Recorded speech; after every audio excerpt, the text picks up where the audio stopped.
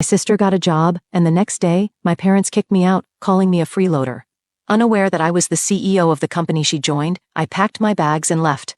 The next day, when she saw me in her office, she mocked, "Are you here for a cleaning job?" I calmly replied, "No, I'm the CEO." Suddenly, her face turned pale.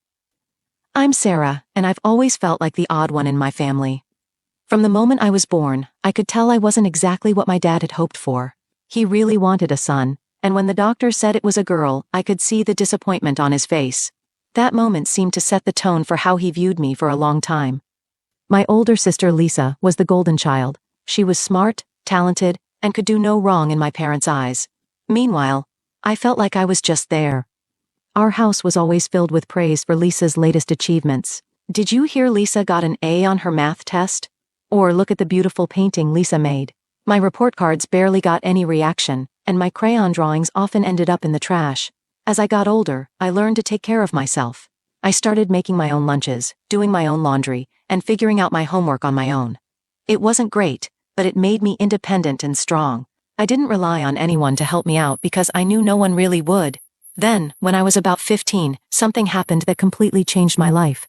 One day after school, I found myself hungry, and since no one was home to make me a snack, I decided to try something new, baking cookies. I grabbed an old cookbook of Mom's, followed a recipe, and to my surprise, they actually turned out pretty well. The next day, I took some to school, and a classmate named Melissa tried one. Her eyes widened as she took a bite and said, "Sarah, these are amazing. Did your mom make them?" I smiled and said, "No, I did." Word spread quickly, and soon, kids were asking me to bring more. For the first time in my life, I felt like I had found something I was actually good at, something that made people notice me. It felt amazing. When I got home that day, I was so excited to tell my parents about what had happened. "Mom, Dad, guess what? I made cookies, and everyone at school loved them." Mom barely looked up from her magazine and said, "That's nice, dear. Just make sure you clean up the kitchen."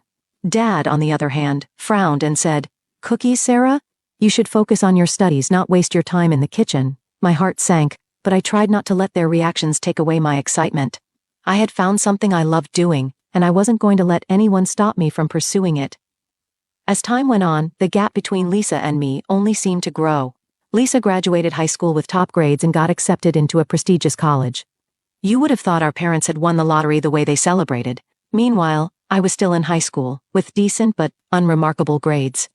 But I had found my passion. I was baking. Every weekend, I baked cakes, pies, and cookies.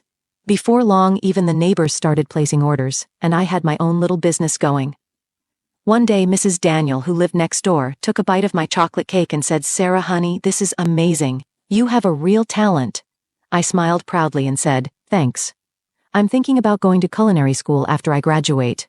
Her eyes lit up and she said, "Oh, that's wonderful. You'd do great." But when I shared that dream with my parents, their reactions couldn't have been more different. Mom's face dropped. "Culinary school? But that's just cooking," she said dismissively. Dad's reaction was even worse. He slammed his fist on the table. "Absolutely not. No daughter of mine is going to waste her life in a kitchen." I try to argue, "But Dad, I'm good at it. People love my baking." He scoffed. "Good. So what? You think you can make a living flipping burgers or decorating cakes? Wake up, Sarah. The real world doesn't work like that." Mom added softly, but with the same dismissive tone. "Honey, you need to think about your future. Look at Lisa, she's studying finance. She'll have a real career." Their words hurt. They really did. But I wasn't ready to give up on my dream. I kept baking, and soon I started selling my treats at school events and to classmates.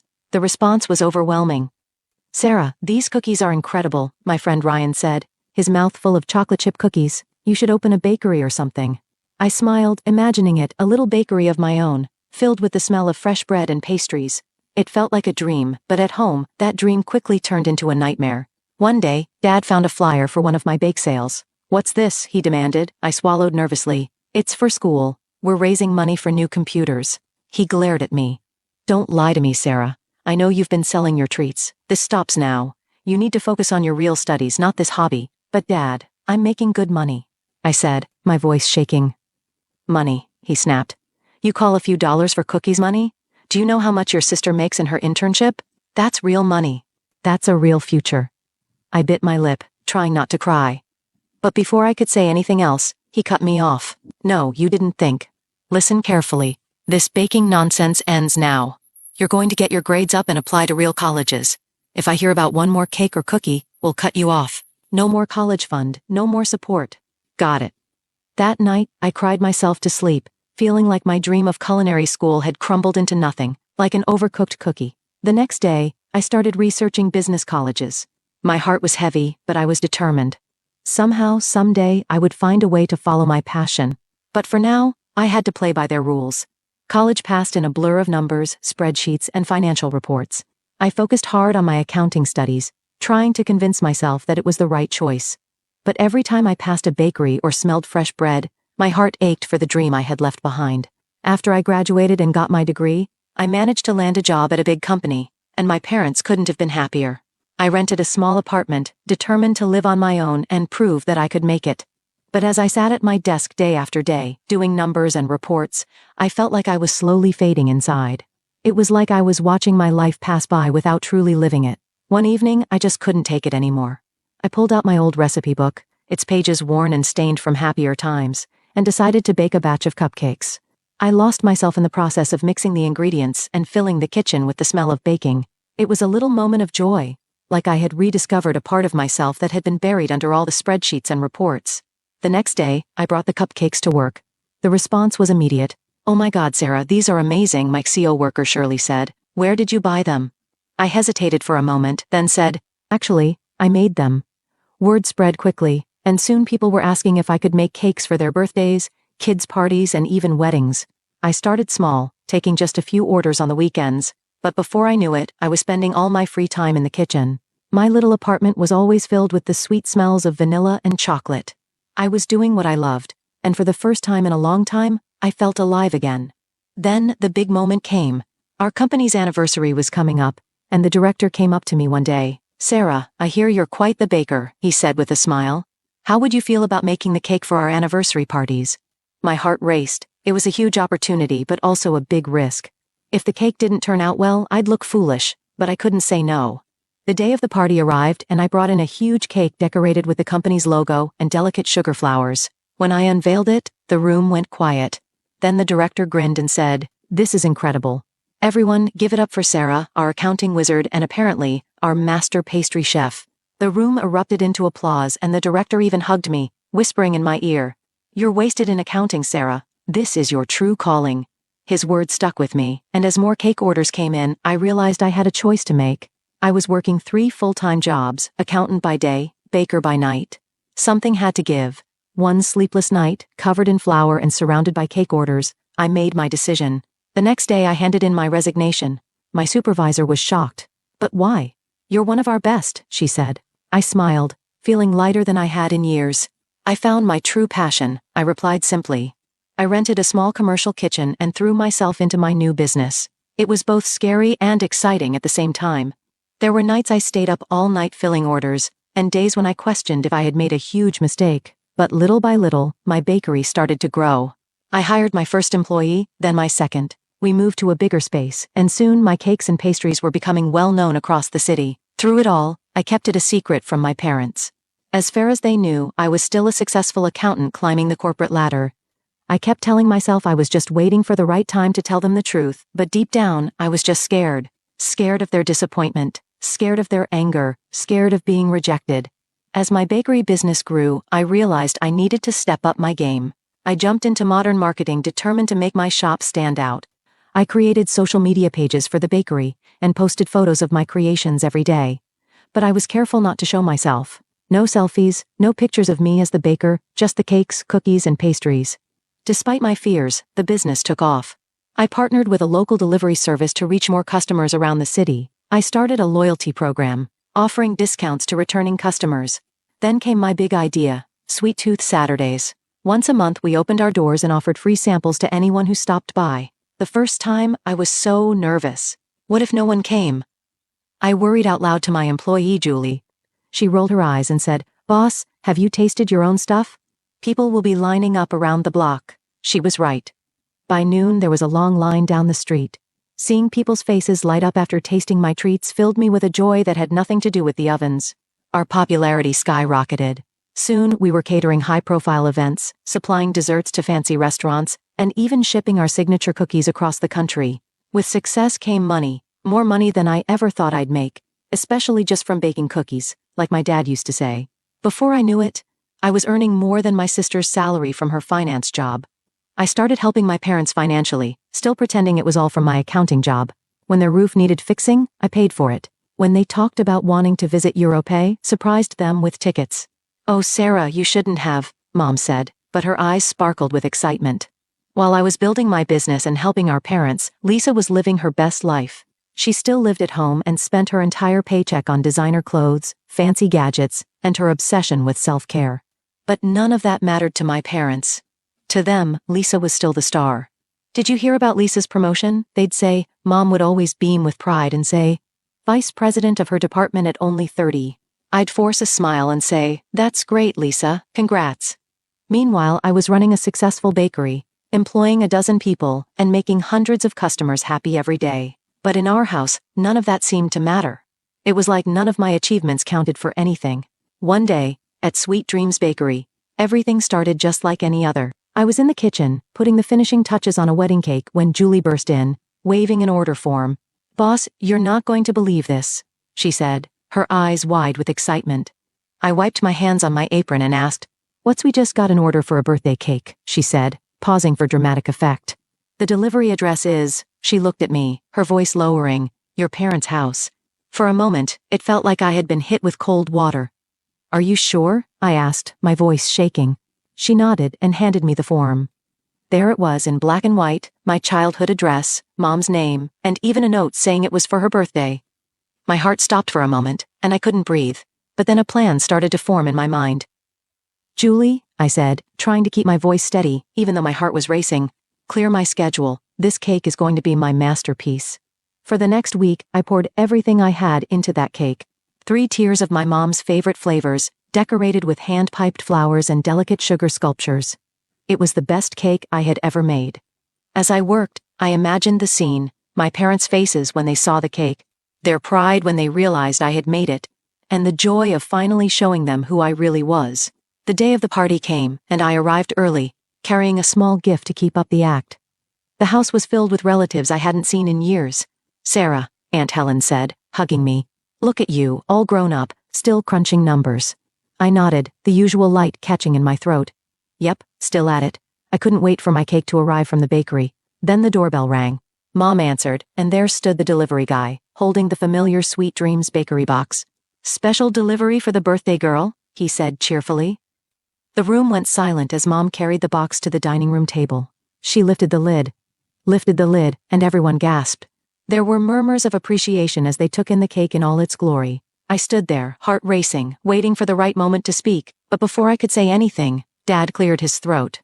"Before we celebrate," he said, his voice serious, "there's something we need to address." The room fell silent. Everyone turned to face my parents, whose faces were filled with what looked like disgust. "We recently discovered something," Mom said, her voice cold. "A secret that's been kept from us." The tension in the room was unbearable. I felt frozen in place as my father spoke again, his voice full of anger. "Can you believe it?" he said, pointing at me. "Our Sarah has been lying to us all this time. She's not an accountant. She's a pastry chef." He spat the words like they were the worst thing in the world. I tried to speak, to explain myself, but no words came out. This couldn't be happening. Dad's face was red with rage. "We always dreamed our daughters would find real success," he said, his voice trembling with fury. "Become respected members of society." He pointed to Lisa, like she was the only one who mattered. "Like your sister, vice president at her age. That's something to be proud of." Lisa looked uncomfortable, avoiding my gaze, but Mom didn't stop. "We gave you everything. Every chance," she said, staring right at me. "And this is how you repay us? By becoming an ordinary cook." The word ordinary hit me harder than I could have imagined. Didn't they see what I had built? Didn't they understand? Suddenly, Dad walked over to the table where my cake sat. Without warning, he flipped the box over. I watched in shock as my beautiful cake, the masterpiece I had worked so hard on, crashed to the floor in a mess of icing and sponge. The guests gasped. "We're not eating this," Dad said with a sneer. "It's beneath us." Mom nodded in agreement. "Sarah, you've shown us you don't belong with respectable people. You've disobeyed us for the last time." Dad's next words felt like a punch to my chest.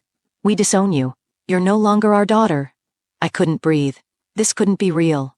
I looked around the room, hoping anyone would stand up for me. But everyone avoided my gaze. Even Aunt Helen, who had hugged me earlier, now whispered to Uncle Walter. I always knew she was trouble. Others nodded, agreeing with her. The room, which had been full of celebration just moments ago, now felt cold and hostile. Leave, Mom said, her voice as cold as ice. Leave now, and don't ever contact us again.